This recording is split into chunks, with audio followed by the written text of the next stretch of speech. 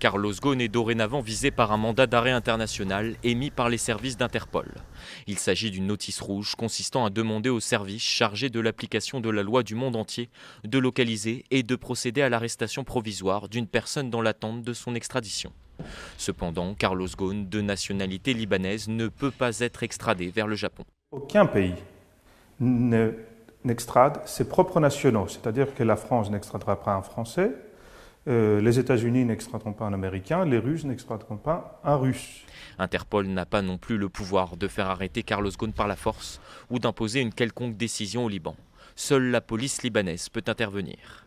Le parquet général ne restera pas inactif avec cet avis rouge. Je suppose qu'il mettra pleinement en œuvre cet avis, ce qui inclut de le convoquer et d'écouter son témoignage. Puis s'il y a des mesures à prendre, alors elles seront prises.